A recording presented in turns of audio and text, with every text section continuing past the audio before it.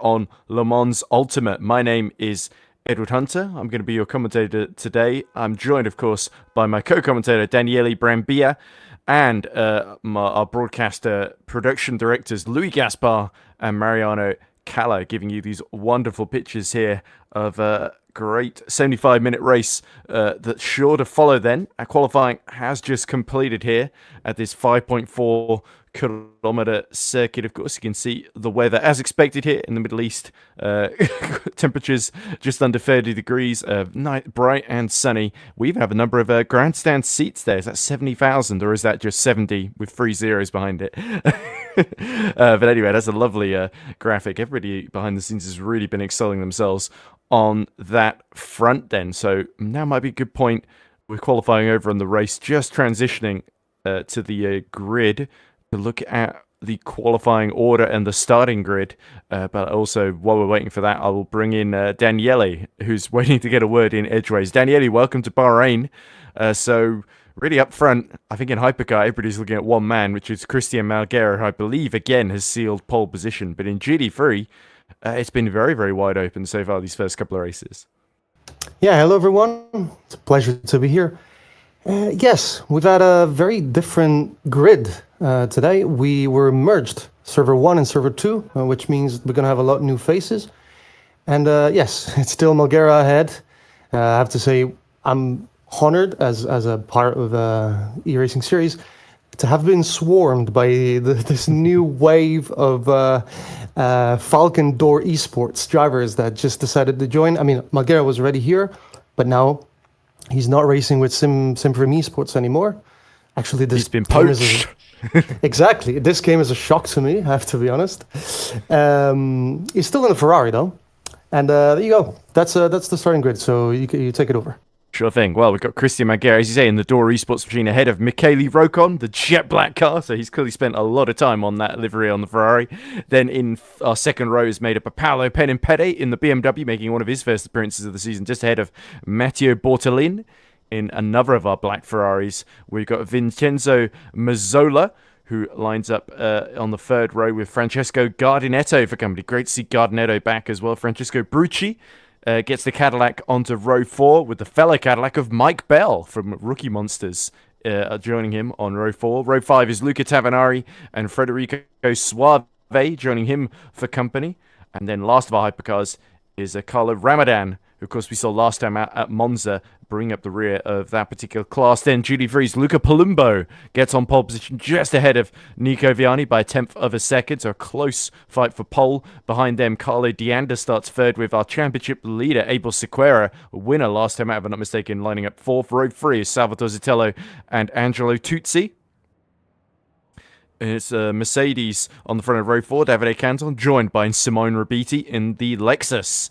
Then on row 5, we've got Stefano Dinardo, joined by Alessandro Riccardiello. Michele Rizzo and Nicola Pagani make up row 6 in their BMWs. Then it's Manuel Norris on row 7, joined by Pedro Ramada in the Aston Martin. Andre Gandosi, joined by Luca D'Amico on row 8. Row 9 is Marcello Kineshi and Frank Van Ginneken in the Mercedes. Then we have got Hortensi Enriquez. There we go. Sorry, it pixelated on me at the worst moment there. Pacello and Di Tullo make up row 11 behind them. And I believe that's 22 GT3s making up our start then. So we're about to get underway. No, there is a Garbi Gallia also on row 13 making up the rear of the field then. So the start is imminent. Then will Malguera lead away in that turquoise and blue Simfree machine? We're about to find out then as they come rushing through into the first couple of corners then. And it's difficult to see exactly who is going to challenge. The concept behind between two BMWs, I think it's Penimpede who actually managed to secure a 4th position, and it's still all hectic. It's still actually going off there. Both BMWs going off at turn 3 there, but somehow they survive, and I think Penimpede now behind Maz then as they go into turn 4. And yeah, you can see Malguera already making a clean break from his former teammate Rocon. It's weird saying that, isn't it? As we see, is it Bortolini that's in a third in the sort of bright pink It's the Bertie Bassett's car, isn't it? I forget what livery it is that has this sort of black, pink, and light blue car, but it looks a bit like a bag of sweets you can buy in the UK, essentially. As now we see Palumbo's held onto that pole from Vianney, but Vianney swarming around as they go through the S's at 5 and 6 into 7 and 8. And now into turn 9 and 10, the constant radius left-hander Palumbo defending in the Lexus, but nearly getting a push from Nico Vianney as they go into that turn 10 hairpin, and then the long run onto turn 11 here. So Palumbo really under attack. You see Carlo D'Anda keeping a watching brief as he holds Tutsi at bay for third position too. But look at this, another late move from Vianney. He's just trying to scare Palumbo off the road, isn't he, Daniele? Yeah, absolutely. It seems to be a pretty good start. I would say in GT3s we didn't see exactly what happened, but I want to say for sure, good start by Palumbo, which is one of the new entries, if you want to call him that. Oh, here comes Vianney. Up the inside into turn 15. There we go. It was a big dive. He's had to sort of really extend the corner slightly there to make it, and Palumbo is going to have the inside. He's just still got the front of that Lexus alongside the side of the Aston Martin. Then as they go into the final corner of the circuit, Palumbo retakes the lead then, and Vianney, it was a good attempt there. Maybe he will get another run onto the start-finish straight, but look at how congested in. You can see D'Anda defending from Tutsi right behind them as well. As here comes Vianney making another bid for the lead. Can the black and neon yellow, the green and neon yellow Aston Martin, sorry, get through on the outside here? Palumbo will try and defend the inside. Vianney goes clean around the outside, and that's surely going to give him the best line for turn 2, but he spins up the wheels. It's going to be tight on exit here. D'Anda gets involved too and passes Palumbo for P2. So our pole setter loses 2 positions. Is he going to lose another one? Here comes Tutsi round the outside as D'Anda now is trying to swarm around and steal the lead off of Nico Vianney, but he's unsuccessful in that number 53.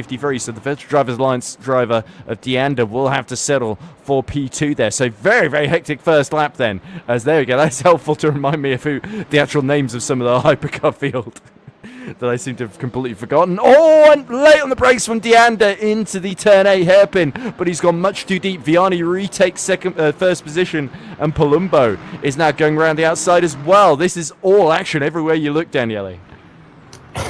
What's going on?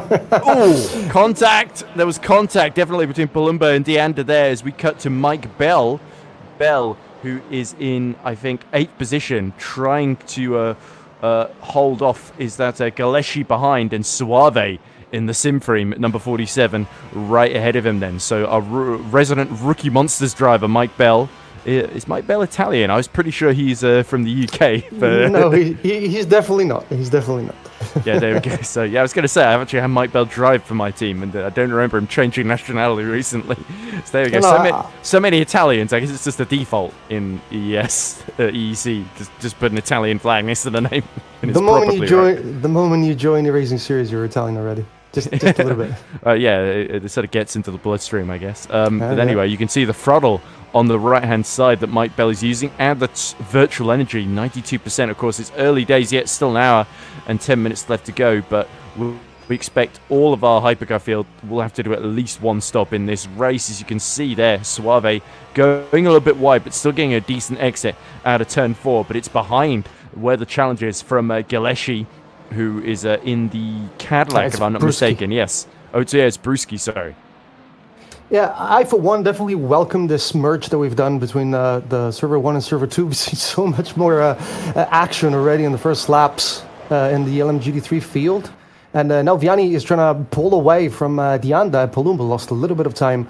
Sequeira, surprise there, still P4 on a track that probably isn't very suitable for the BMW, it seems. Because there's a massive presence, I want to say, of BMWs and Lexuses. Lexus cars, yes. We're back to the age-old discussion. How do we pluralize the Lexus term? Yes. Exactly. We'll figure it out before the end of the season, I'm sure.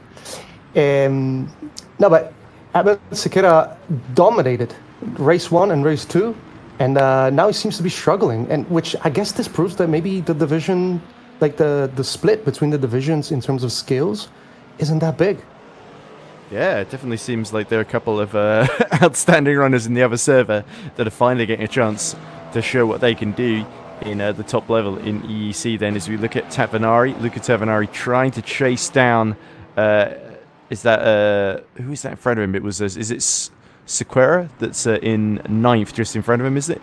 It's no, it's Barushki, isn't it? Yes, BRU. So this is when it pixelates. It's sort of okay because it's an interesting font that they've picked. When you only see the three initials, and it's pixelating, you've sort of got to make a snap judgment call to see Deanda nearly getting rear-ended there by Palumbo into the final corner. So Carlo Deanda is really keen not to let the leader Vianney escape through his fingers here, and Deanda, who had a good race at Portimao until I think it started to go really wrong towards the end when he was fighting for the podium essentially. So Carlo is very, very keen to take a first win of the season, and yeah, Abel Sequeira, he has made one position because he did pass Tutsi in the early couple of laps. But you're right, he's sort of just second best of the BMWs and has sort of been just watching the top three squabble away in front of him with basically a grandstand view. As now we see into turn 4, again, Carlo Deanda being harassed at the apex there by Palumbo. The Lexus looks really, really confident on the brakes, but I wonder if maybe the Aston Martin is probably the best car to have, given the progress that Vianney has made in these early phases. At the moment, I think they're all playing a bit of a waiting game and trying to save fuel and energy here.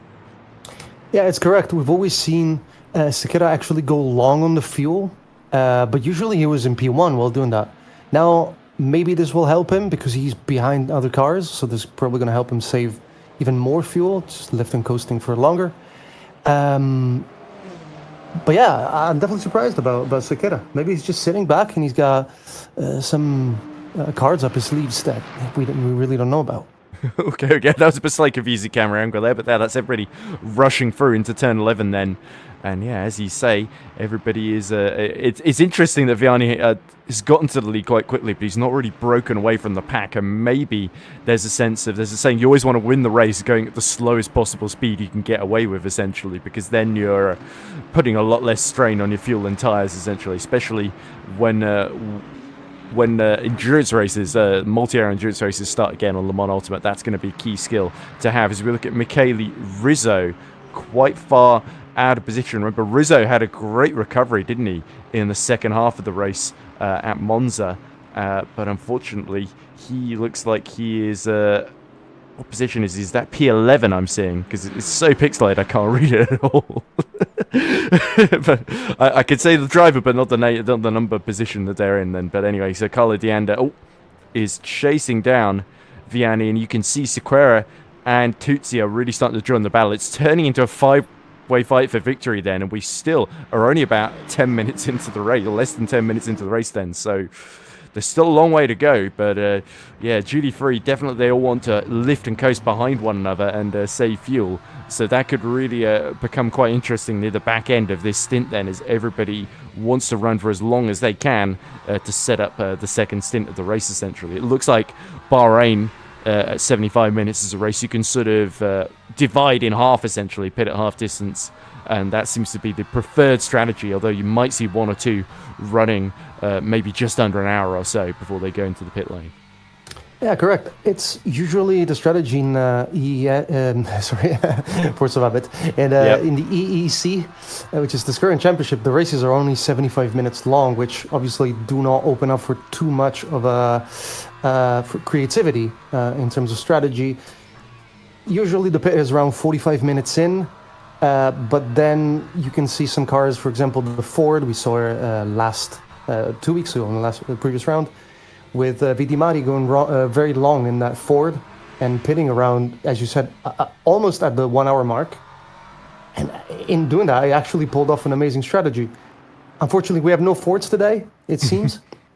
And as a Ford fan, it's a bit heart-wrenching to see that nobody picked it. Oh, there was a crash. It's Bell. Mike Bell, Mike Bell, while fighting away for that 8th position, has gone very, very wide through the turn 7-8 section into that turn 8 sort of hairpin there. As all wide goes the Cadillac in front of him there, and Mike Bell has to swerve to avoid him there. So who are the drivers he's fighting with here? Because again, it's so pixelated. It's Bruschi around the outside, but I honestly don't know who's in front. Yeah, it's Tavanari, isn't it? Yeah, there we go. So yeah, Tavanari, the big beneficiary in the jet black Ferrari, but it is Mike Bell, despite that moment, holding on. It's a Cadillac. There we go. It's Sorry. 3 Cadillacs. All 3 of them are Cadillacs. Yeah, you're right. we have to be upfront. We're having some network issue right now, and we can really see the stream very well. Oh, no, it's a little bit better now. But you can see there's the Peugeot in the background of, what's his name? I can't remember. It's Ramadan. Ramadan, that's it. Somebody driver. Yeah, exactly. So he... actually it's good to switched see from him. Ferrari to Peugeot. Yeah, I was going to say that it's an interesting choice because it's usually a brave driver that goes for the Peugeot because it's not often the quickest. And of course, this is a game where it fluctuates from track to track, often from update to update, which hypercar in particular is the best. There's a bit of it in GT3 as well. Like, for example, nobody's picked the Ferrari, as I understand it. So it's the exact opposite of what happened in... Remember EES a few years ago where the Ferrari 296 was basically the best, or was it the 488 at the time? It was basically the best car by far, and everybody wanted to pick it, essentially. And you'd only have a couple of people that went different to that. The 296 is actually very infamous on the rear tires. It really struggles on a long run. I mean, this is not a long race, but I think people prefer driving more stable platforms like would be the Aston or the Lexus or the BMW, although the Lexus is a little bit feisty sometimes. And when it comes to mid-engine cars or rear-engine cars, I believe we have none, right? I don't believe so, no. So yeah, we got Vianney leading Dianda, Palumbo, Abel Sequeira 4th, Tutsi is 5th, and that's all the drivers are closely locked together. Simona Rabiti, I believe, is in 6th, and then we've got somebody else, Zitello in the Lexus. Zitello is, I think, 9th. And no, then in the BMW. Zitello's in the BMW. He is, yes. Yeah, then it's Norris, P9, P10 is Dinardo, P11, I can't read. Yeah, Riccardiello, that's the guy in 7th position. Yeah, in the Lexus, ahead of Zitello. And Manuel Norris, who qualified, didn't he, outside the top 10, has made it up to P9. And then we've got an Aston Martin rounding out the top 10 ahead of Michele Rizzo that's been holding him up quite convincingly as we cut back to Bruschi in his little fight with Mike Bell. That's very, very late on the brakes, actually, from Ramadan in the Peugeot there. Lucky he didn't crash right into the back of Bruschi there. And now they're starting to lap the GT3, so this is where everybody in the hypercar cars will be keen to not lose any time and stay out of trouble. Here's again to the outside comes Bruschi, but Mike Bell defends well in the red and yellow Rookie Monsters machine. I believe that's the Rookie Monsters livery, unless Mike Bell has joined another team that I don't know about. Now, Mike Bell would probably be in the Smile Power, which is that's his it. own Yes, his own team. Yes, rather than Rookie Monsters, but they're basically very, very closely aligned. Rookie Monsters and Smile Power. Yeah, another contending with the, I believe it's the Simframe pink cars, which are running out the bottom of the grid in GT3 currently. As we go back to the fight for P1, it's Dianda losing a little bit of ground here from Vianney, but it's a very strategic battle now.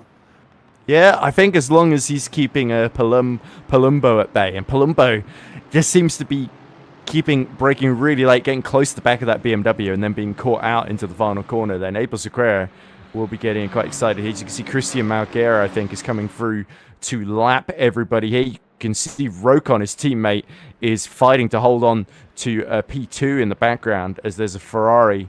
It's the Birdie Bassett Ferrari, the pink one. Oh, there was a set by Sequeira on Palumbo, but he couldn't really pull it off. Seems to be impeded, I guess, a little bit by the presence of Malguera, and now he looks on the inside into T4. Let's see, he tries to brake.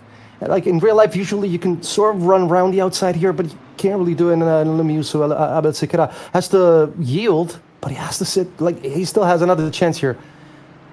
Indeed he does, so yeah, you can tell now Palumbo 1.5 seconds behind Dianda and Vianney. As we see all around the outside comes Rocon with, I think, is that Bortolini about to go around the outside of them as well. So the battle for P2 in Hypercar well and truly on now, as I think Rocon may have lost a little bit of ground, make his way through the GT3 traffic then.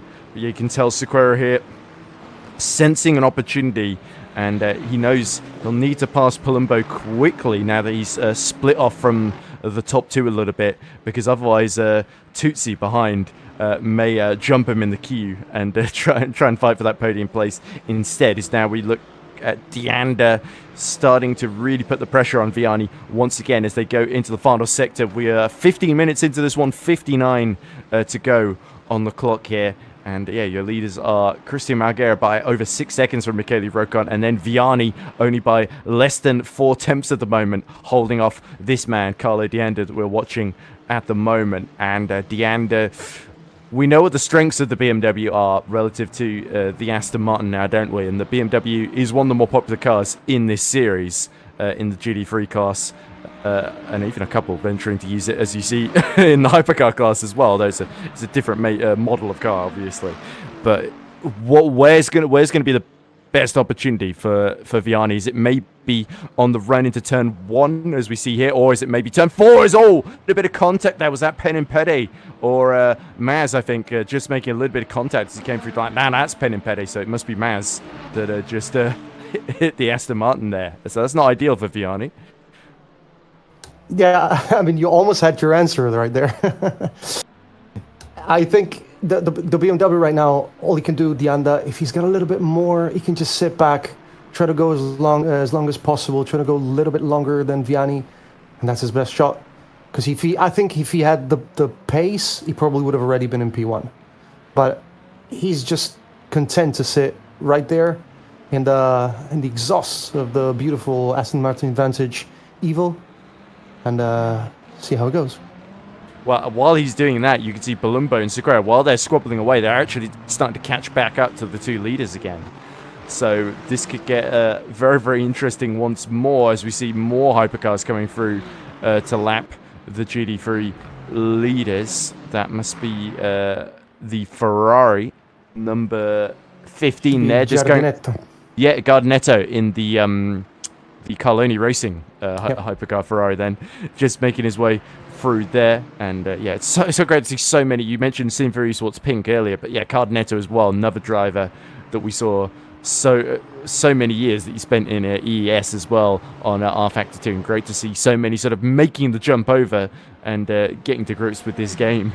And it's a unique sort of physics engine and sort of all the things that you've got to get on top of. Here's a battle just outside the top 10. You can see behind Michele Rizzo, we've got Stefano Dinardo, who is, I think, is he being chased down by Pedro Ramada here? Yeah, so Dinardo is in the GT3 Birdie Bassett's car. I'm going to have to figure out what this team is called because nobody's ever told me, but it's just it's very distinctive, bright pink, bright blue, and then black, and a few yellow, neon yellow as well, as you can see here.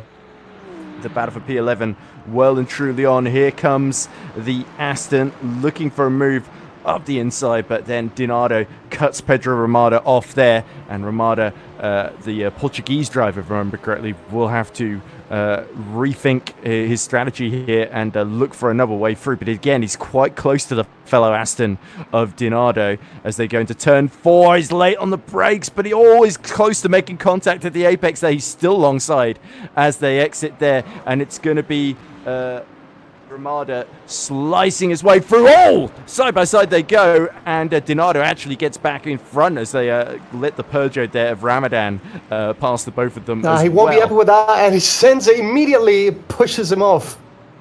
Indeed he does. There we go.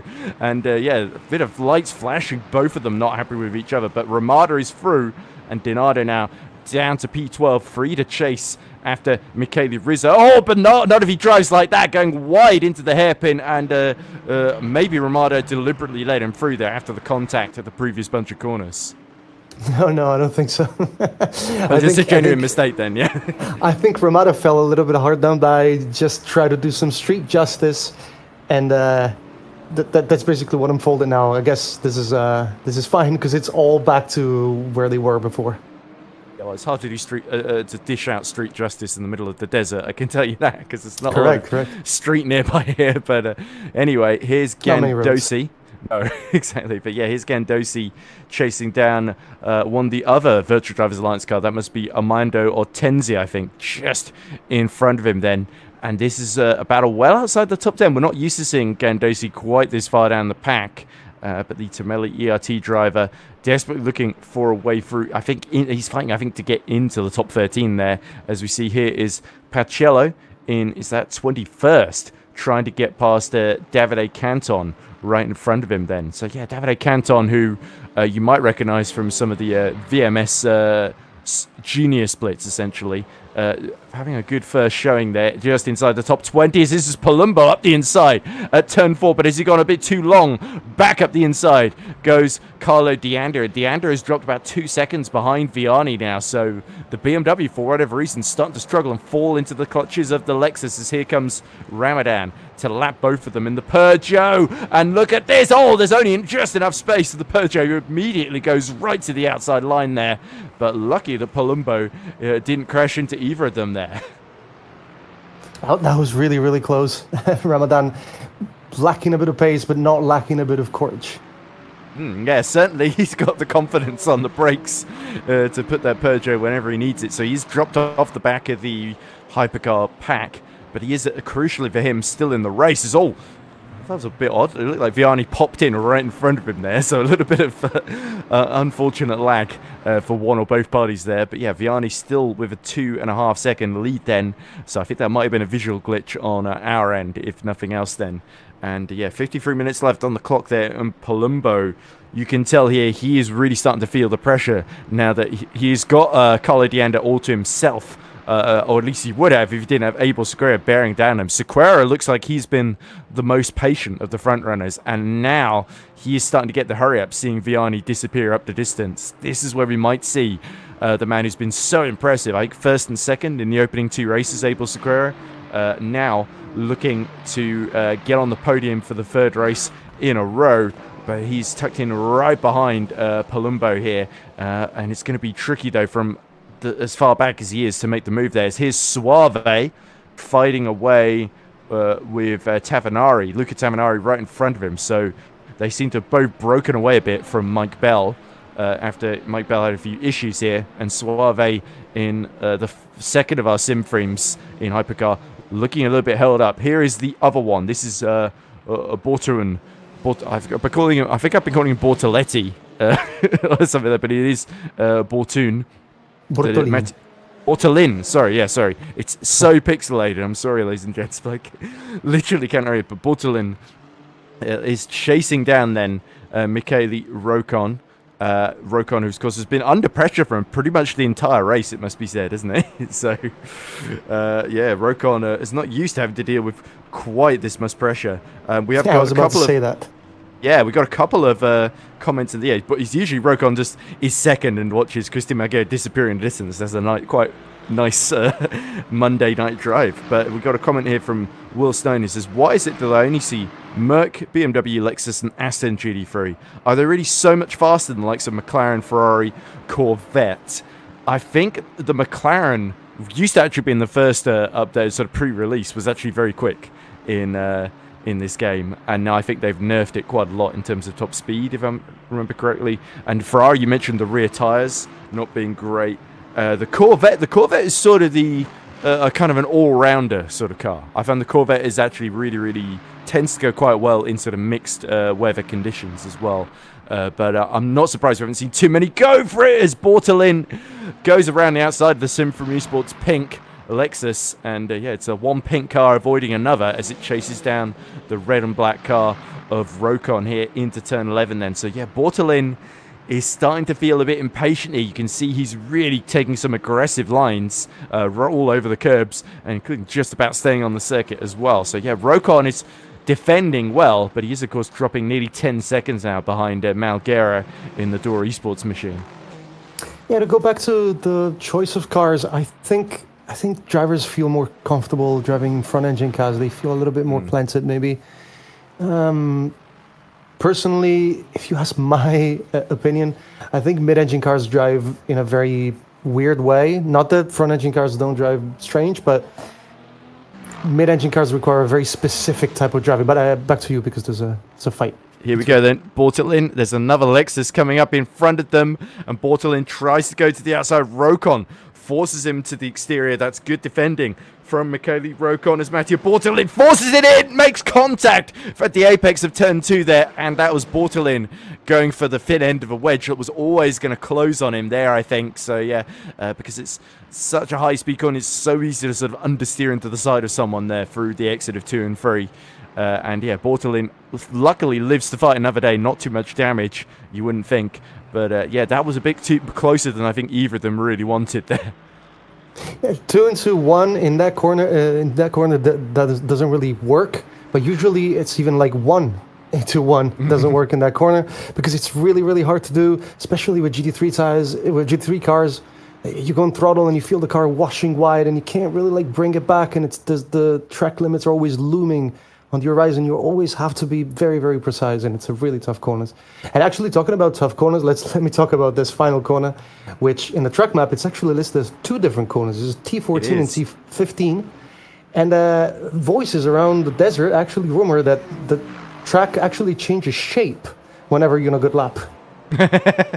Yeah, that last corner, often there's so many times you're on a great lap and then you mess up the exit and go all over the curb and onto the runoff, essentially, or understeer off because you get your entry wrong, essentially. So we cut back then to Mike Bell, who's trying to put pressure on Brucci for 9th position, and Bell sort of understeers in the braking zone of the 10-10 hairpin there before getting back on the power in the small power Cadillac then.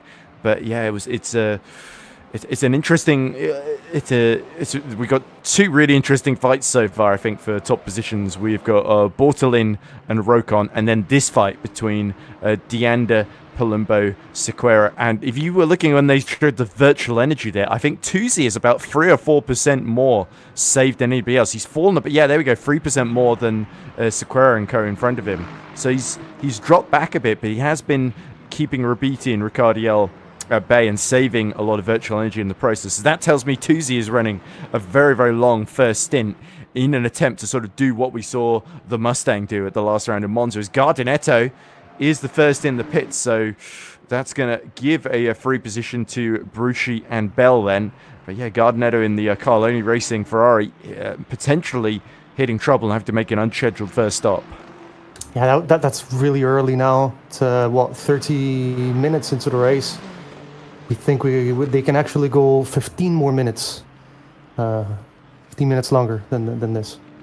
Yeah, unless he's changing tyres because he was running out really early on, or he'd maybe damaged his car somewhere that we didn't see. Then it's a very odd reason to pit so early. Dennis, look at this. Bortolin making a dive at the penultimate corner. I guess it's 13, isn't it? Ahead of 14 and 15, as you say, yes. Then. And ducking back into the slipstream comes the Italian Den, and Rocon again moves across back to the racing line to block his path then. So great fight for P2 here, and Bortolin has got to pick his moment here. There's a bit of GT3 traffic right ahead of them. That's Pedro Ramada. I think they're about to lap as they go down the start-finish line. Bortolin looking that little bit too far back, but will he gain in the slipstream? Will he use a bit more fuel and virtual energy to try and make a move here? No, he will not then. So next up to pass will be Michele Rizzo in 10th position in GT3 then, and Rocon is going to catch him before they're going round the outside. That's actually quite risky over the curb then on the exit of 3 and into turn 4 then, and Bortolin is just heaping the pressure on, hoping Rocon will trip up over one of these GT3s, or that he will just miss a braking point or something. And look at this, nearly a sort of aggressive dive into the 5-6 chicane from Bortolin, but he has to put the anchors on and back out of that one very, very late in the day there. So you can tell Bortolin is trying to get creative here and force the issue, because he can see Malguera is just disappearing up the road in front of both of them. Although he's kept the gap steady at about 9 seconds then. It's not quite gone into 10-second plus territory yet, although give it time, I'm sure Malguera will find a way, as he inevitably does. Yeah, we haven't seen much domination this time from Malguera, although, 30 minutes in, 9 seconds is not bad. But he's definitely been helped a little bit by traffic. We've seen that. And I have to say, I feel bad for Falken and Door Esports, because their car has never been shown on on the broadcast.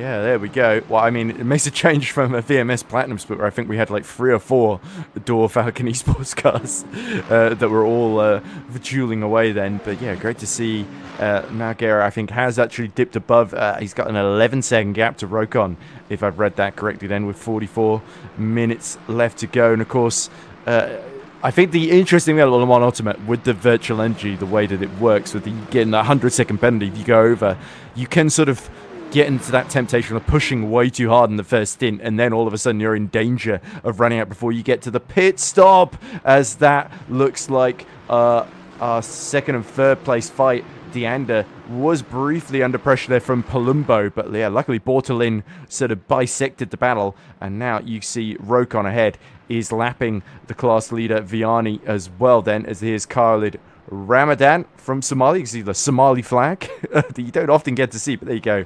It's a blue with the, from this perspective, the tiny yellow dot in the middle then. And it's a white star. White star, there we go. Okay. Again, yeah, well, I'm saying what I see.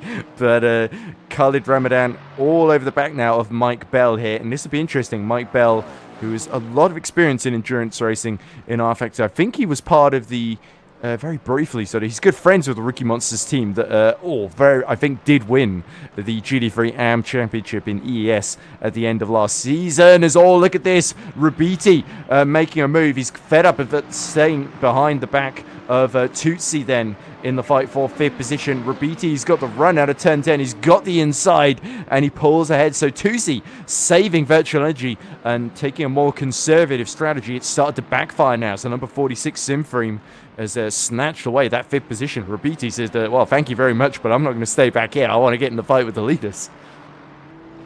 Beautiful move. We caught just the tail end of it, but I'm sure it was a really nice overtake by Rubiti. Again, going back to Tusi, very strange. He pulled off an amazing strategy, not very amazing strategy, but a really good race in Monza, and today he seems a bit dull, a bit mild. Yeah, I think ideally you would want to be.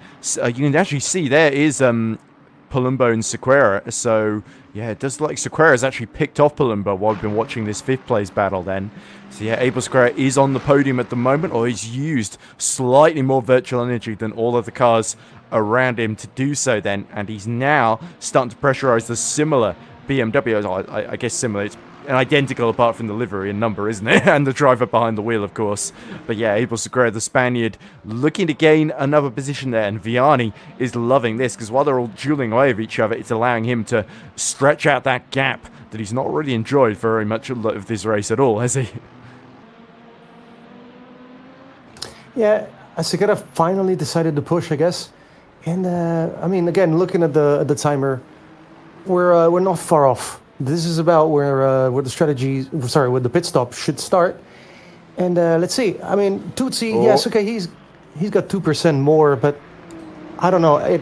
Compared to how feisty it looked in the first race that I saw, that I commentated on, really, which was in Monza 2 weeks ago, it's still a little bit disappointing, if you ask me.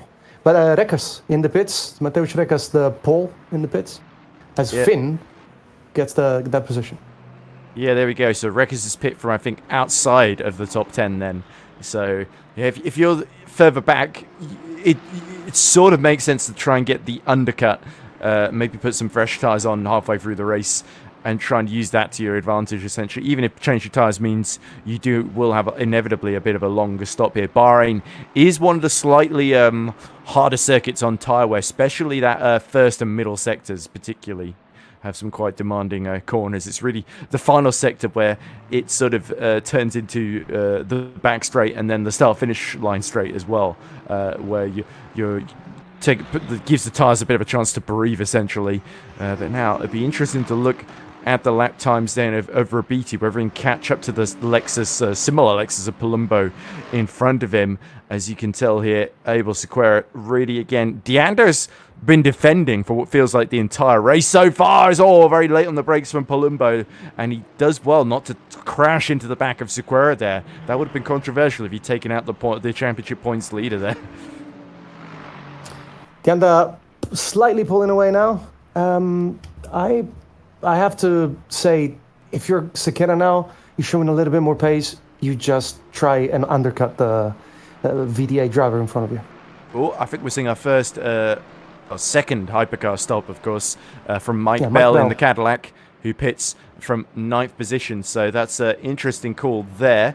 Let's see if it works out for him and where he comes out relative to the rest of the field once they inevitably serve their stops. Suave is about 1.4 seconds behind Tavanari in the battle for P6. But let's look at this then. Sequeira really starting to pressurize the Virtual Drivers Alliance BMW ahead of him. And VDA have sort of been bottom end of the podium. A couple of races this season is really what they've been fighting for so far in this EEC Championship, as they leave just enough space. I believe that is the black Cadillac of Tavanari just getting past them then, isn't it? So Suave should not be too far behind, unless I'm getting my jet black hypercars mixed up here. Yeah, I think if we see Sequeira miss the braking zone, it will probably be Suave sending it on the inside, but no, he doesn't. I think he's right there on the right behind there him. He is. There you go. There he goes. You can tell he was a bit held up there. Look, the gap's extended by a whole second now. Yeah, 26% in virtual energy. I think actually you don't pit. I said if you're a Sequeira, you want to pit now. It's a little bit too early still, but we'll see. We'll see what he does. Of course, remember you can always pit in any moment, and the time that basically takes to fill up the tank will be detracted from the total pit. So if you pit with, let's say, 10% fuel or virtual energy in this case, the stop will be shorter. So there's also that element of strategy. It's not just a fixed number like it would be, I don't know, in maybe GTWC, where they have a minimum number of seconds of pit time.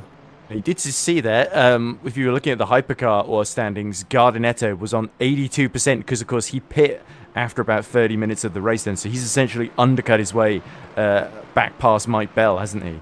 As we see, Salvatore Zitello in a bit of a battle with Riccardiello going around the outside to hold on to that P7 then, but he could be exposed. Zitello's going to try and go around the outside into turn 8. Riccardiello late on the brakes, turns into the apex. Zitello cuts underneath, and he's again going to be on the outside for 9 and 10 here as they swing it in. Is Zitello going to have the momentum? And yes, he does. Salvatore Zitello into 7th position. That was a fabulous move from the VDA driver.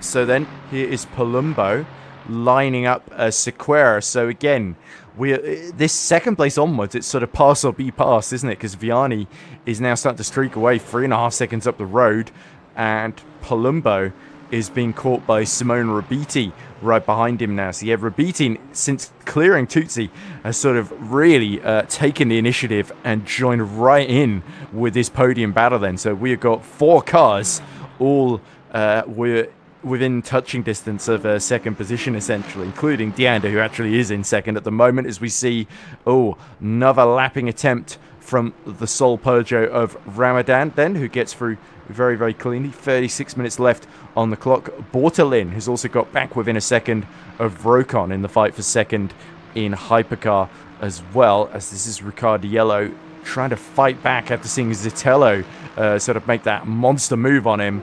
And the Lexus, it does look like the Lexus is quite handy in a straight line, but the problem is that's also a strength for the BMW as well.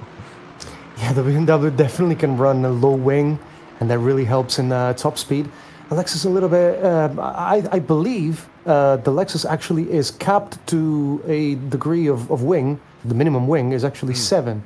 So you cannot really run lower than 7 degrees, which tells me that the car probably has so little drag by nature that somehow they have to BOP it by fixing the setup, basically. It is one of the newer cars added to the game, isn't it, though? So along with like the Porsche 992. It is, but it's also one of the older cars in real life. It is. It's kind of ironic, isn't it? But yeah, there we go. That's when the developers got around to it, I guess. But yeah, I guess when you're covering a real-life championship like World Endurance Championship, and of course, I think they're adding a bunch of is it LMP free cars and stuff like that as well. Yep. More recently as well. So there's all sorts of content being added to this game then. As you see, that was just a Symphony Sports pink card. I think we're actually now seeing the back of the GT3 field being lapped by the leaders in GT3. So that really shows you some of the field spread here between the front runners and the back markers then, as Palumbo again trying to get his own back on Abel Sequeira here. But yeah, now Sequeira's got that position. He doesn't seem too eager to give it up at all. And yeah, he's certainly got the virtual energy, that percentage that he was down by, he's got it back under control. What's also interesting, at Rokon and Bortolin, I think, have used the most energy of anybody in Hypercar when we last checked then. So I wouldn't be surprised to see those two coming into the pits before anybody else, especially Rokon on 15% then, 14 now as I speak then. So yeah, Bortolin has been pushing him hard there. Yeah, almost the full tower in GT3 going into the yellow, sorry. The hypercars are actually doing a much better job, which I'm generally surprised about. But it's a nice thing you talked about the LMP3 update, because the next round will be Silverstone, which is part of that pack, and will be on the 24th of November, which is next week. And what you tell me what Silverstone is for you? And what it means to me, or just what the track is? Yes. Okay. Well, Silverstone is is I guess the birthplace of British motorsport, because it hosted some of the first ever sort of post-war Grand Prix, and of course the first ever Formula One World Championship event, and it's hosted all sorts of things from World Endurance prototypes to MotoGP, and yeah, all sorts. And of course, it's been a regular fixture in championships like EES has visited Silverstone, I think, a couple of times over the years. But yeah, great for us to. I don't think I've commentated on the Le Mans Ultimate race at Silverstone, so that would be nice to have to do that for the first time. Correct. Of course. So it's a circuit you know well, but haven't. You can keep a track of my career then, if you can verify that, and what I have and haven't commentated on, as I think we're seeing here Sequeira continuing to defend from Palumbo. So Palumbo, since taking pole, has really just found himself on the back foot as this race has gone on in terms of track positions here. So Palumbo's got to find something in that Lexus if he wants to sneak back onto the podium, and Abel Sequeira using the slipstream from Deanda to full effect here. What could be interesting is see Tuzi and Zitello near a second or two in arrears, because they are the ones that have been saving about 2 or 3% more across the course of this race then. So if they are able to pit a bit later, overcut, it could play into their advantage. Yeah, I believe Vianney is really now going all out at this point. He just wants to get to the end of get to the bottom of the fuel tank, the virtual tank, and then see what the drivers behind them do. But look at this, it's insane what's going on. They're all so close, no one's really making a move, and I think this is actually helping Rabiti. Ooh! This is Giardinetto, I think. Yeah, it is Giardinetto. Off the track, and I think Eduardo Freitas would not like that. No, not at all. No, that's lapping and overtaking while using the sand, essentially, into turn 4. But yeah, Giardinetto, clearly a man in a hurry with his big undercut strategy. So he's basically going to have to do sort of a full tank of fuel for a whole hour there. So you see two teammates passing each other. That's Bortolin getting past the sister. I'm just going to keep calling it the Birdie Bassett's car in absence of a better term here. That's a really bold attempt up the inside of Pedro Ramada, and he's also almost got a wheel alongside Rokon too. But Michele Rokon doesn't look too troubled by that. He's starting to get more confident in his defensive driving here and predict Bortolin's moves here. But yeah, the traffic creating a bit of complications for the Simfree man. It's always hard to be the hunted, at least when it comes to for me in my experience. But then the longer you go, the more laps you realize that the car behind really doesn't have what it takes to overtake you. That just gives you a little bit more confidence, right? Lap by lap, and you feel like, okay, he's definitely not going to send there. Maybe he's just saving fuel, and yeah, you basically find new confidence, and you can just withstand all that pressure, which obviously is really hard because Bortolin has been sending it a few times. I've tried to overtake Rokon a few times, but still, it seems that the Simfree Esports, the sole Simfree Esports now driver in a hypercar, He's still doing a great Isn't job. Suave sim for him as well? In Oh, I seventh forgot place? about that. I forgot about. Oh, Serenity. he's gonna appreciate that. But yeah, nonetheless, I think Federico Suave still about 2.5 seconds behind Tavanari in the fight for sixth position as things stand at the present moment. But yeah, that second place fight, they are starting to drop Rabiti a little bit here. I wonder if Simone Rabiti's gone into a more conservative strategy, start to save a bit of energy. There's Manuel Norris, who's been overtaken by Rizzo, actually, quite recently. In the last 10, 15 minutes or so, it's just suddenly got really, really dark, and they've turned the floodlights on at Bahrain, haven't they? So, yeah, that's really caught me out here. But it does make it a little bit easier to see what's going on, naturally, when you're not just relying on the headlights of the cars themselves, as we're now actually seeing that second place fight. Rokon on 5% energy, virtual energy here. Needs to be careful he doesn't run out. Surely he is going to head to the pit lane, because otherwise he's going to try and do one extra lap on like 2 or 3%, which could be quite risky for him. I think he's going to go for one more lap, but look at that. Bortolin held up massively by the traffic, and Rokon says thanks. Yeah, there we go. Well, that will give Michele Rokon a little bit of respite, at least for the time being, but no such joy for Abel Segura, because Palumbo, he's like a bit of chewing gum on the bottom of your shoe. You just can't get rid of him, and he keeps sticking to him as well. And certainly, Palumbo keeps braking super late into some of these corners. It keeps compromising his exit as well. So it does feel like Sequeira is almost thankful that he keeps doing it, because it's almost in trying to make a move at corners where he's probably not going to make it through. He's kind of compromising his race a little bit here as we go into the final corner. This time, Palumbo thinks better of it, decides to focus on the exit here, as we see Rokon does indeed pit in. So yeah, I think that's a point to me over you, Daniela, because I said Rokon was going to pit at the end of the lap, and that's exactly what he's done. He hasn't tried to risk it on 2% virtual energy. Oh, that would be the first time, though. That's true. Usually you're the one that's spot on about this.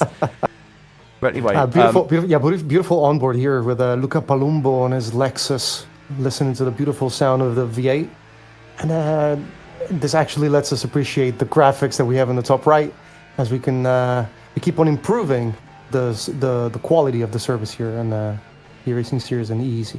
It's you and Louis Gaspar that put all the work into the Correct. overlay, if I'm not mistaken. Yeah, so we've got to thank both of you, just so you're not thanking yourself, Danielle. No. On the back. But there we go. Although, maybe you should. I don't think anyone will blame you too much. But yeah, looks fantastic. And I really hope it adds to the experience of the viewers watching at home. As, yeah, we can see reminder of who we are on the right-hand side for those who weren't here at the start. I'm the one below, right? Yeah, you're below me. As it should be. I'm just kidding. But yeah, I think really it's a team effort. Then everybody should get credit as we do. And there's certainly Mariano Cano, the owner and head of the broadcast production team there, as you can see, along with Louis Gaspar, who I already mentioned. And yeah, got to make sure I shout them out, because they can both hear me. Well, actually, no. Louis can't hear me, but Mariano can. Palumbo now. Look at this. Margera's Oh, zero. is that 0% Margera? So Margera's going to have to coast it into the pit entry here. That could be risky then if he's gone slightly. Yeah, he has just made it, I think. Often you'll see the lights flashing red if they're in trouble there. And I think there might have been a bit of an error, because I think it's already gone up to 2% then. So he may have lifted and coasted ever so slightly on the pit entry then. Bortolin also was running it quite close to the end of the candle, so to speak, as it burned out on him in terms of virtual energy there. But we could see Pen Impede has saved about 6%. He looks like he might go the extra lap, and Al Sequeira is diving in now as well, and that makes sense. He only had 1% left. Looks like Deanda has been first to pull the trigger though. Oh no, Vianney actually has jumped both of them, even though he had about 3%. Vianney decided not to risk it. Yeah, they're rolling apart from Tutsi and Zitiello. Yeah, well, that tracks, wasn't it? Because they had saved about 5%. There is our erstwhile race leader, the number 44 of Christian Margera, exiting the pits. Bortolin is somewhere in here as well, as we see the two VDAs in the pits then. So Zitello, about 6/10 now behind Tusi, is our lead fight here. But Angelo Tusi will lead for the time being, and he's got to hope that putting on a bit less fuel allows him to undercut his rivals and get back into contention for the podium here. I think Tusi is going to struggle though to beat Vianney for the victory here, given the gap Vianney had. Oh yeah, for sure. But it's still going to be very, very interesting. Like, I can't really wait to see exactly what happens now, because has Tootsie saved enough? How's it going to work? I don't think the gap is enough, but I think that's going to be him maybe P3, P4 at most. Oh, and this is interesting because it looks like Rokon has been jumped in the pit stops by Bortolin. So Rokon pitted a lap earlier, but Bortolin's had a much shorter stop and come out about 2 seconds ahead. But Rokon, interestingly, is already closing on his rival. So that could be very, very fascinating to see how that twists and turns. And Suave still in the pit, so he could well drop out the top 10 as here comes Pen and Pede and Maz. I was about to say teammates, but they're more just Mazzola, yes, in the sort of sister cars. Oh, up the inside comes Palumbo. And is that Vianney he's just picked off there? So Palumbo, I think, Vianney may have actually changed tyres or had a slower stop for whatever reason, and that's put him right into the clutches of Palumbo and Sequeira. Yeah, he probably put... Whoa, wide he goes! Oh, and through goes Sequeira there. So Vianney, who was running a very flawless race in the first stint, suddenly sees a lot of action coming his way as he makes two crucial mistakes there. Very, very peculiar thing going on right here with Vianney. I don't know exactly what happened. The only could have got held up in the pits as well. Oh, it's also possible, yes. As Tutsi, Zitiello, and Ramada also in the pits, and I think Dinardo will follow. No, Dinardo actually goes for one more lap, so he takes the lead. There we go, Stefano Dinardo. Definitely will be pleased to at least lead the race for one lap. Malguerra, meanwhile, has retaken the lead in Hypercar with Pen and Pede pitting out of the lead and coming out behind Bortolin by about 4 seconds. So the BMWs have gained a little bit of time there. Bortolin has actually just been passed. Rokon is literally right behind him now, in that fight for third position there. As this is going to be fascinating. Will Tootsie come out anywhere near the leaders? Zitello also emerging from the pits as well, and I think they're actually going to come out right ahead of Palumbo. There he is then. So Palumbo having to fight his way through, sees Tootsie emerge ahead. Sequeira has just gotten ahead of Zitello meanwhile, but they're side by side in what could be the net lead of the race there, and I think Tootsie has made it through around the outside then. So fascinating stuff here, and Tootsie's strategy has absolutely paid off. But up the inside comes Palumbo. He's not going to be undone that easily. They crash into each other in the side, but they just about recover there, and they're flashing their lights wildly. This is an insane battle for the lead. Crazy strategy. Tootsie actually found himself first. Completely beat me to it. I thought he was going to be in P3. I mean, as I said it, he briefly P3, found P4. himself in first as Vianney back up the inside of Sequeira then, and Sequeira almost ran out of space there and tapped into the back of the Aston, who's now switching back to the inside, as I think that was him letting Sequeira through actually. So me feeling a bit bad about the contact there. But yeah, got to be careful here. Cannot let the two leaders escape up the road. But for Palumbo, started on pole, lost ground early on. Now he's back in the net lead as we briefly see a yellow flag somewhere out on track. I think that must be somebody going into the pits ahead of them, I think. No, it's possible that someone spun and briefly got back on track. Yeah, we also saw Bruschi pitting from a Hypercar in second. So that's going to surely give... Rokon and Bortolin back their second and third places. Talking about Vianney, I don't know what he did to lose so much time in the pits. I mean, maybe we can get the virtual energy up, and what if he maybe topped up? What if he maybe put too much? No, he didn't. He didn't. He's fine. So I don't know exactly what he did. So either he changed tires or he was. But that would be impossible. It would take 12 seconds. Yeah, true. Okay, he must have been held up on exit, because what the game sometimes does, if it's a very busy pit lane, and it was on that lap, because everybody pit at the same time, the game will often rotate you, and it costs you an extra maybe 3 seconds at most, as it sort of waits for the right moment to sort of eject you back into the fast lane, essentially. Well, it could explain why he dropped back, but it wouldn't explain why he's lacking pace, it seems now. Yeah, so Manuel Norris has actually gotten up to P6 now in all of this, as we've seen. Is that Dinoda? I think it's... Dinardo, yeah. Dinardo, yes, sorry. Yeah, Dinardo was in the lead, has now come into P7, which is certainly... He was like on the fringes of the top 10 beforehand, so this has worked out fairly well for him, although I think he just lost another... Oh, no, he's in a fight, I think, with the man in 8th place behind him in the Lexus. Yes, Ricciardiello. As now we look at Mazzola. Our two BMWs are fighting for basically 4th position, Mazzola and Penimpede then. So Paolo Penimpede, the armed Serba driver, he's been holding 4th for pretty much the entire race, hasn't he? And he's very keen these last 20 minutes to hold on to it, but he's got that young upstart giving a bit of a hard time behind him in the similar car. Yeah, they're not teammates, of course. They're just running the default liveries from the WRT livery for the BMW M Hybrid. And Penimpede actually told me that he didn't have time to make a better livery for the BMW because, in fact, he changed car. And unlike other series where you change, if you want to change car here in EEC, you actually lose the point. So you're allowed to change the car, won't be allowed in EES because obviously that's more of a more structured championship, I want to say. This has been more impromptu, so drivers were allowed to change cars, but if you do, you actually lose points and you go back to 0, which Penimpede was 4th in the championship before this round. Yeah, it's lucky that rule is in there that you don't have to lose your points because, yeah, certainly a lot of the top Le Mans Ultimate Championships do make you reset your points to 0. Which, of course, if you were in the wrong car and you hadn't scored very many points, is often not a huge penalty either way. But look at this, our top 5 all together then as they get into the straight. So it is Palumbo leading Tutsi, leading Sequeira, leading Viani, leading Zitello then. And yeah, Zitello at the back of this train is very, very keen, I think, to pick off Nico Viani in front of him. It's incredible. I think Viani was leading, seemed to have a 3 or 4 or 5 second lead at one point before the pit stops there. And now it's all gone simply because of the pit stop. I think it must have just been him being held up by traffic going down the fast lane, essentially. Yeah, now it's just gloves off. Every driver for himself. There's not even, I believe there's no teammates in this top 5 actually, with Zitiello included. This is just whoever has the biggest those things. Okay, cojones, yes. Cojones, and whoever can actually pull that off. I think Tutsi, I take that back. He's looking feisty. He's looking racy now. Yeah, he's forcing Palumbo to get defensive, isn't he? Into 7 and 8. Yeah, Palumbo ran a little bit wide there and turned.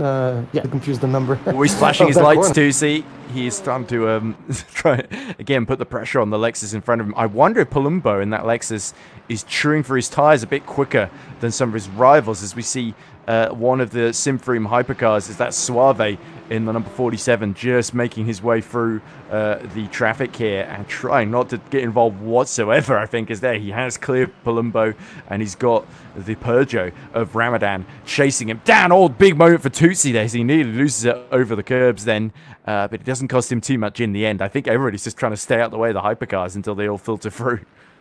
It's not going to happen on the straight now because Palumbo's going to have the slipstream from that Peugeot. So Tutsi better just sit back. Oh, and actually got a little bit of a poor exit here of the T15. He's opened up a chance for Sequeira as I believe it's Tavernari going around him. Oh, here we go. Threading the needle up the inside comes Fred Abel Sequeira as he nearly kisses the pit wall there. They're side by side into the first corner, BMW versus BMW, and it is Abel Sequeira, the Spaniard, that takes the inside and takes that second position off of Tutsi with just 16 minutes left on the clock then. So a crucial move, and Sequeira, his record of finishing the top 2 at every EEC race so far this season, looks like it may well continue, and here comes Viani. Oh, a bit of contact between the two, and Tutsi late on the brakes, but he's surely not going to make that corner, and they all go back up the inside when Viani goes past, and here comes Zitello as well. He's going to fancy his chances up the inside if he's not careful there, Tutsi, but Tutsi is just able to hold on to P4 there, but that is backfired spectacularly for Andrea Tutsi. And all of this seems to be handing the victory to Palumbo, who just pulled away. Yeah, there we go. Palumbo was looking like he was struggling not one lap ago, and now it's all turned around on him. Meanwhile, it does look like Rokon is still, I think, he's actually fallen about 2 seconds behind Bortolin. So Bortolin, by jumping Rokon in the pits and undercutting him, that strategy's actually played into his favor now because he's got the pace. Now he's in clear air to pull away a little bit. So yeah, it looks like Bortolin is going to take a second place on his debut in what we've seen so far anyway in EEC, sorry.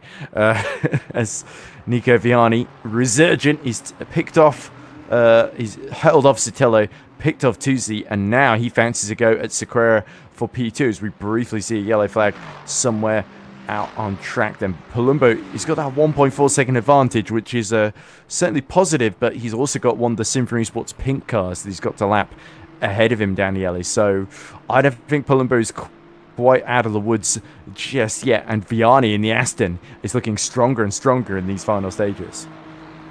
Yeah, you might be right, but definitely that's a little bit of comfort for Palumbo. He can just maybe stop looking back into every braking zone and just look ahead and just focus on his racing line. As we go back to, well, I'd say back. We've never seen Malguera for the whole race, and now there you go. Oh, we saw him at the start. Yeah, correct. And sometimes during some lappings. Yeah, and we did see him make his pit stop, I think, very, very briefly. As we see, oh, here's the move. It's Tusi trying to hold back Zitello. Zitello at the outside at turn 4. Tusi puts his nose in and spins himself out there. That was a little bit clumsy from Angelo Tusi there, who I called Andrea Tusi mistakenly.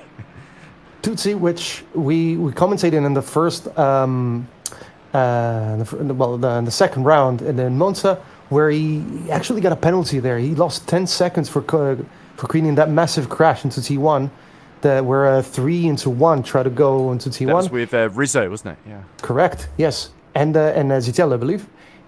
And he ended up getting 10 seconds added at the final race, on the final time for the race. I believe this is also a little bit borderline. I want to say I don't think it was on Zitello, this one. He sort of had the right to turn in at that point, and Tusi was maybe a little bit too optimistic. Yeah, it's certainly dramatic, though. But you've got to feel for Tusi because he'd actually kind of put in a brilliant strategy there and wasn't quite able to really hold on to it in these final couple of positions. You can see the MC Motorsport car of Sequeira then really starting to feel the pressure from the Aston Martin of Nico Vianney here. So I think Vianney is just trying to hope the Palumbo sprints way ahead, because I think these two know they're basically fighting for P2 at the moment. But Palumbo still yet to lap the Symphony Sports pink car in front of him. Will be getting blue flags before too long, you would expect then. And Vianney doesn't quite nail the exit here, so he will get a little bit closer down this back straight with the slipstream. As you can see him in 5th gear, the revs rising as he reaches nearly 160 miles per hour as he gets on the brakes, super late on the brakes. Is he going to make that corner somehow?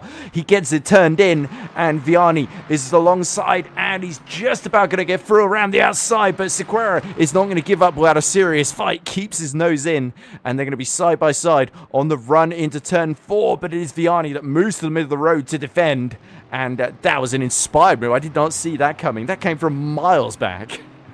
Yeah, it actually reminds me of something I did similarly on this track here in the ES, where I had a basically guest appearance. I want to say I was asked by a team to do one race right here in the LMP2, and I actually pulled off a move just like that. There we go. Brambilla late on the break special. Exactly. I think I remember that one actually. But yeah, anyway, Nico Vianney, now he's up to P2. Palumbo only 2 seconds up the road. Could Vianney steal the win here? I mean, he did lead the early phases, didn't he? And now he's suddenly peaked right at the ideal moment then. 11 laps to go. If I were Palumbo, I'd be feeling a little bit worried, even though he has just lapped the Symphony Sports pink car. As you can see, Bortolin is just picking them off, and Rocon close behind, 1.5 seconds in arrears now as he just picks off Palumbo and laps him again. But yeah, Rocon not giving up on that P2 fight either. So yeah, we got really, really good fights for P2 at the moment in both classes. But it could even become P1 in LMGT3 as the Symphony Sports pink car gets out of the way, almost hit by Vianney there because he sort of pulled across very, very late in the day. Yeah, you said good fights for P2s in both classes. Yes, and this was also fueled by the fact that we merged Server 1 and Server 2. I want to repeat this because I think this was the right move from the start. We have more drivers, more new faces, and I mean, look at that. They're actually competitive. P1 in GT3 was Server 2 until 2 weeks ago. And Bortolino, which is currently P2, is holding off Rocon in Hypercar. It was actually Server 2, so... Yeah, indeed. So, yeah, certainly the Server 2 faction has proved more than their worth is. We see Pedro Ramada still stuck behind Michele Rizzo and Ricciardiello, I think, are all in a fight for P9 here. So we've got Lexus versus BMW versus Aston Martin. And then look at that Gardinetto coming through to laps. So Gardinetto is still in P6 at the moment, but he has got the lowest virtual energy, surely, having pit so early.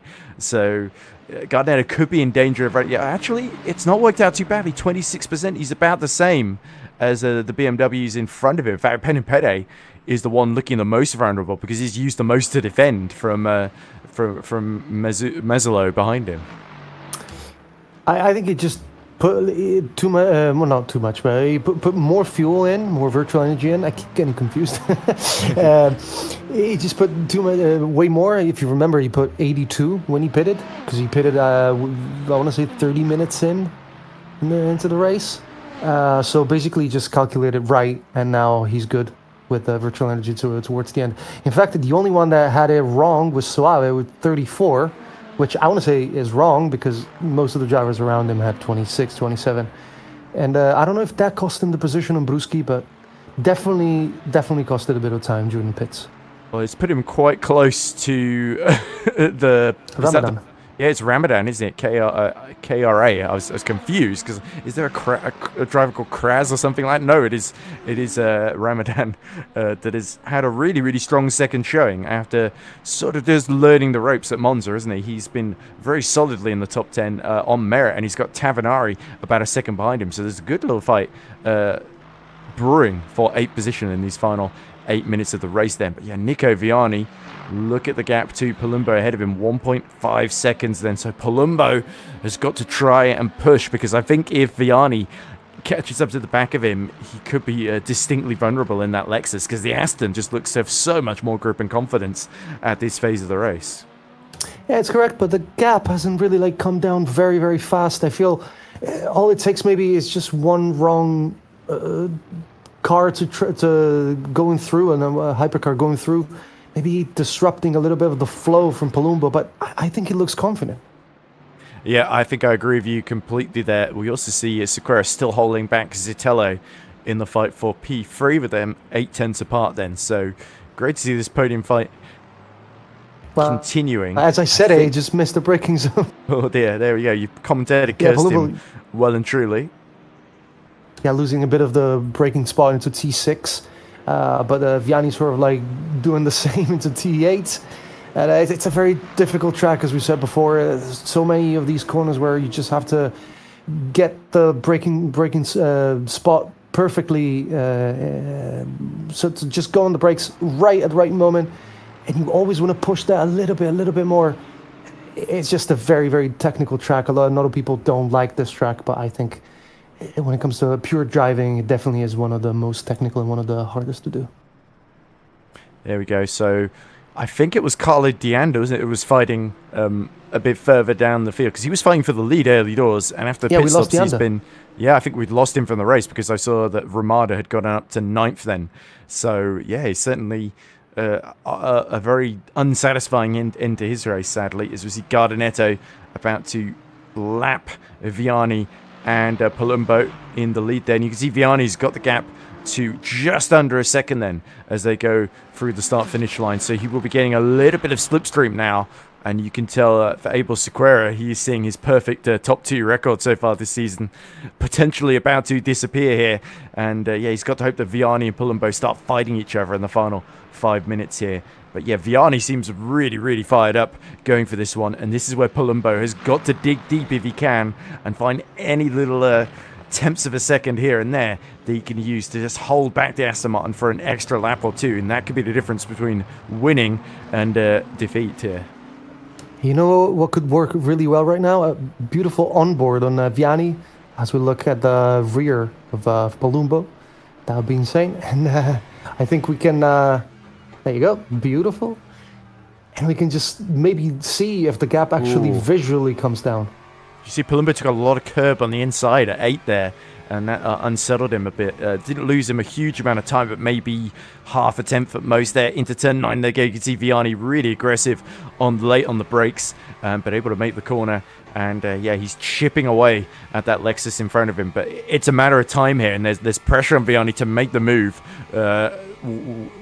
sooner rather than later, essentially, as we see another brief yellow flag flying there, but nobody, I think, in the top 10 of either class particularly involved in that one then. So, yeah, I think the closest battle is still Tavanari and Ramadan fighting for P9 in Hypercar. They're about a second apart, but look up the inside there. We have beat the, I believe, 2/10 off Norris, what I was about to say, Norris, for P6. Right, it's pretty much a similar name. The only difference is one name has one more R in it, one Norris has the other R in it. But yeah, there we go. Manueli Norris, after he did a good showing in Monza, didn't he? And he's having another strong one here in his BMW, albeit he's sort of the fourth of the BMWs, all in a kind of line together, albeit a bit of a 5-second gap between Zitello and Tutsi, isn't there? As we see Zitello right behind Sequeira then, as they get down the start-finish line. The yellow flag's still flying somewhere out there. Zitello not quite able to get alongside. And yeah, somebody has really hit issues and gotten stuck somewhere, I think. As we see, yeah, Zitello though, the yellow flag's crucially clear. And Salvatore Zitello then very, very keen to get on the podium here. This has certainly been Sequeira's toughest race yet this season, hasn't it? And Zitello is looking very, very threatening in that Virtual Drivers Alliance car. He's one of those drivers that sort of, he's done the same strategy, hasn't he, as Tutsi, but he's been able to stick in there, use the slipstream from the back of Sequeira, and stay and play for the podium fight at the end. Here's his Rabiti fighting away with Norris, as you correctly mentioned earlier, Daniele. Yeah, Tutsi, we want to remind you, of course, he did a great strategy. He found himself P1 briefly, as you said. But he just met the mice, I guess, in a figurative way, by basically trying to go a little too optimistically into T4 as we go back to the fight for P3 with Sequeira and Zitello. Yep, you can see here Zitello was sort of moving around the rearview mirror, and again, that's just a kind of a not serious move there. He's just sort of trying to move around and scare, force Abel Sequeira to defend and lose time in doing so, essentially lose a bit of momentum. So yeah, that's Zitello desperately trying to move around and hope that he can make a move happen rather than just waiting for Sequeira to make a mistake, which I think he knows is a bit unlikely to happen in these final 3 minutes, given Sequeira's quality as a driver then. But yeah, we go into the final corner then, and we're looking at maybe 2 more laps then in this fight for P3. And of course, the fight for P1, Palumbo has responded brilliantly to pull a 10th clear of Vianney, so they are trading lap times with each other. But at the moment, Palumbo is the one that has the advantage. But here comes Zitello. He's got a good run at the final corner here, and he's going to try Daniele to get alongside into turn 1. Let's see if he pulls off my move. No, he doesn't. He's not brave enough under the braking. And Zitello has to fight, has to sit back and not fight. But let's see, because he got a pretty good exit out here. And let's see if he goes into T4 with Sequeira still defending on the inside. Finally, crucially pulling out to the left. Will Zitello send it? No, he doesn't, as Sequeira is better on the brakes and later on the brakes. Yeah, here comes Federico Suave, I believe, going through to lap. As you can see, actually, Ramadan and Tavanari fighting away behind him for P9 at the moment. Ramadan just holding on to it, as you can see at the moment. But here comes, round the outside, Zitello.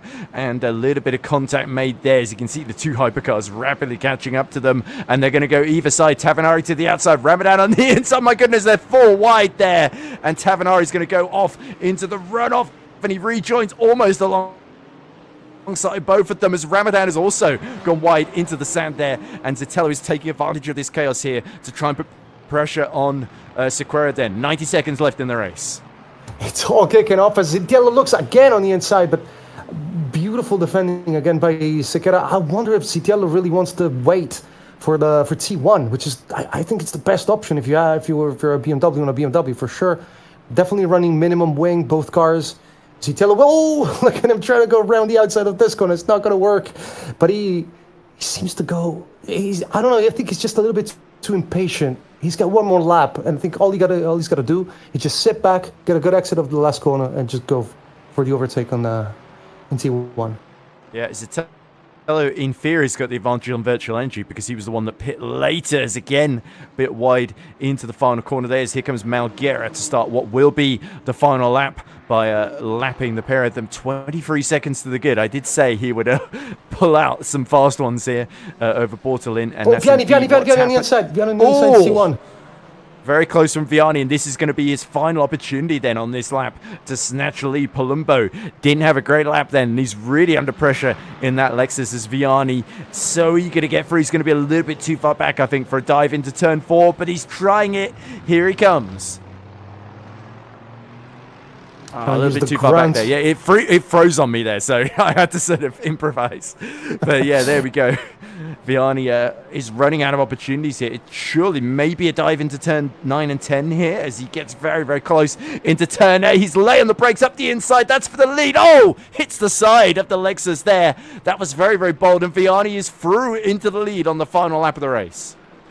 This won't be looked at nicely by the stewards, I think, as he goes street justice again by Palumbo, sends it on the inside. Vianney kind of missed the braking zone there, and he goes all the way on the left to leave no room to send it. That's crazy defense from Palumbo then. Nearly forced Vianney onto the sand as he's going up the inside into turn 11. What a fantastic final lap we're being treated to here. Palumbo goes a bit wide into 11, so it's not done and dusted just yet. Zitello is right behind Sequeira in the background as this is happening too, but let's focus on this lead fight then. Oh, a little bit of contact, bumper to bumper, and up the inside into 13. That could be Vianney's final opportunity. They both struggle to get it turned in, but it's the Aston that gets for ahead, and they're flashing their lights at each other wildly, but it's Malguera that's going to take a brilliant win here out of the final corner for the last time. Christian Malguera wins 3 in a row in EEC. He is just unstoppable at the present moment, but look further back, Vianney is going to come through to win in GD3. A superb contest between our top 5 drivers, and it's Vianney that just beats Palumbo with 2 brilliant moves on the final lap, and both of them fully deserving of those top 2 positions. Sequeira holds on from Zitello. Bortolin, in his first appearance, takes the runners-up spot behind Malguera, beats Rocon home by 7/10 of a second then. And yeah, that was a very, very entertaining race. Oh, look at this. Petty under attack, and he's going, well off track into the final corner. So Mazzola's going to take 4th at the final corner of the race. Poor Paolo there. I think the track just changed shape, as I mentioned before. He just thought that quite literally, he tried to make a new circuit and it didn't quite work out for him. I mean, this track has 5 official layouts. They made a 6th. But yeah, colors change, but the results don't. Ooh. That was like very, very close there. That was Ramada trying to hold off. Was that Nicola Pagani, I think, that was challenging Ramada for P9 there on the last lap? But yeah, Ramada just holds on to that position. And Gardinedo, as you can see on there, takes a very strong P6, actually, with a very unconventional strategy. But he pit out of traffic, and the undercut actually played into his hands in the end. As I think Suave, Ramadan and Tavanari are going to be our final finishes in Hypercar, at least. Here comes Federico Suave, puts a lap on the Muck Motorsport car, and it is going to be P8 for him. So certainly a decent race for Suave, although he will regret putting as much virtual energy as he did, as Ramadan just holds off Tavanari on the run to the line as well in the battle for P9. So fantastic finish there as well, really. Sort of didn't really know where to look near the end of that one. So final results then. Christian Malguera beats Michele Rocon. Well, that's interesting. No, he hasn't done 7 qualifying laps. Results. That's the yeah, that's the standings from 7 laps into the race, or it could be the qualifying results. Oh. But well, yeah, either way, Malguera, the colors change, the results don't. You move to Falcon Door Esports, and it doesn't matter. The car is the same. Yes, it's the Ferrari, but he knows it in and out. But again, what a race! 24 seconds in the lead, completely dominating everyone. It's your usual job. Doesn't matter what team he's in. Yeah, I think Door Falcon Esports will be very, very glad at their new signing, won't they? And Simfrom Esports will be wishing he was still in their colours. So there we go. That concludes the action then. And so our top 3 is Christian Malguera in Hypercar beating Bortolin and Rocon with Mazzola in fourth, Penimpede fifth with that last corner heartbreak for Penimpede. Gardnetto with great strategy takes P6 ahead of Francesco Bruschi. Federico Suave's P8. Khalid Ramadan takes P9 just ahead of Luca Tafinari. Sadly, we did lose Mike Bell midway through the race. Wasn't quite sure what happened to him, but I think he is our only retirement, surprisingly. So very, very good finishing rate. Everybody in GD3 gets to the end. Oh no, apart from Deander. Yeah, Deander didn't get to the end. I think those were our two retirements then, as we see Nico Viani stealing the win from Palumbo with a heart-wrenching final out between the two of them. And yeah, Palumbo, I don't think is going to be too pleased, but nonetheless, great racing by both of them. Abel Secura holds on to P3 from Salvatore Zitello, him and Tusi running along in the first stint to maximize that strategy. Tusi will be disappointed with that half spin fighting with Zitello into turn 4. Rabiti takes P6 ahead of Manuel Norris. Stefano Dinardo, who stayed out longer than anyone, he takes P8. Pedro Armada, P9, just ahead of Nicola Pagani. Then it is Alessandro Riccardiello, who takes P11 ahead of Michele Rizzo. Luca D'Amico takes P13 with Marcello Canesci, P14. Canton is 15th. Ortenzi is 16th. Van Ginneken is 17th. Di Tullo, 18th. Pacello, 19th. And Andrea Gandosi rounds out your 20 GD3 finishes. So then, that was excellent, Daniele. Next round, of course, will be same time of 9:30 p.m.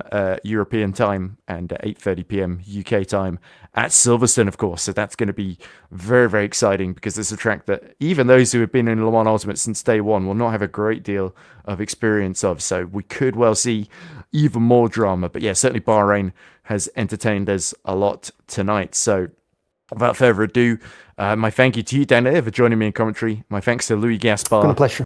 Mariano Callo for their role in production and keeping the show on the road, and indeed to everybody watching Pit Lane TV at home. So there you go. It is a fabulous fight for victory in GD3, but in Hypercar, nobody can stop Christian Malaguerra 3 in a row, and the first for his new Door Esports team. Thank you very much for watching, and good night. See you next time.